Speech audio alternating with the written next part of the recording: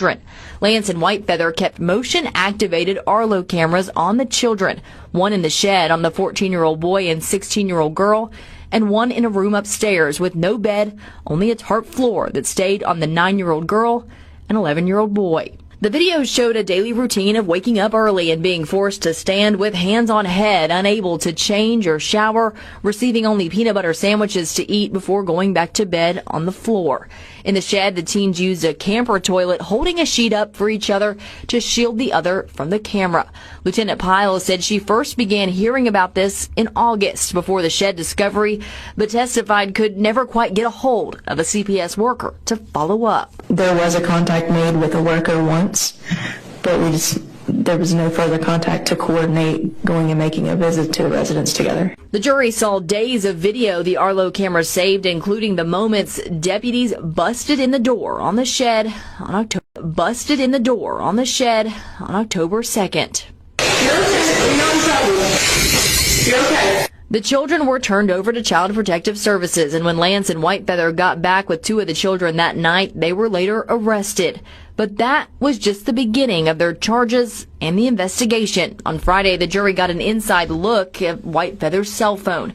This included text messages between she and Lance where they referred to the kids as monkeys and pigs. Often Lance would describe physical punishment where he said he, quote, knocked one of them. We saw one text where Lance said, quote, somebody didn't say thank you, and his sandwiches disappeared. We also saw more video from Whitefeather's phone from their time in Washington that also showed yelling and physical abuse from Lance.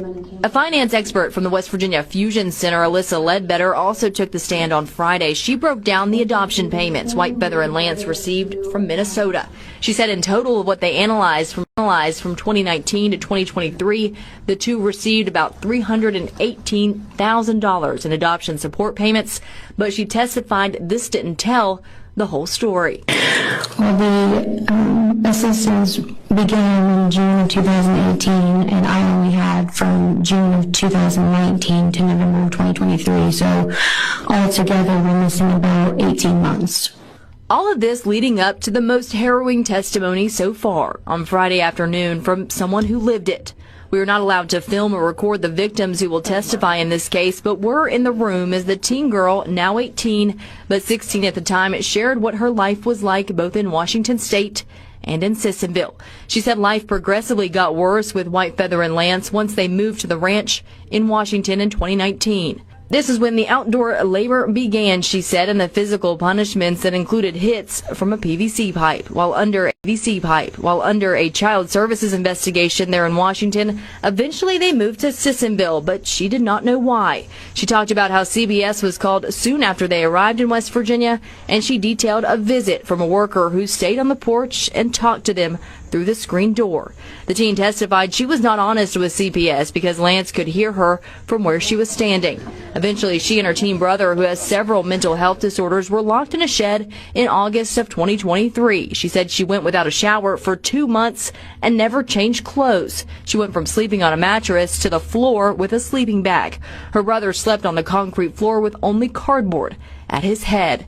She said she was forced to be his babysitter, but testified he was never the dangerous, violent kid that Lance and Whitefeather made him out to be.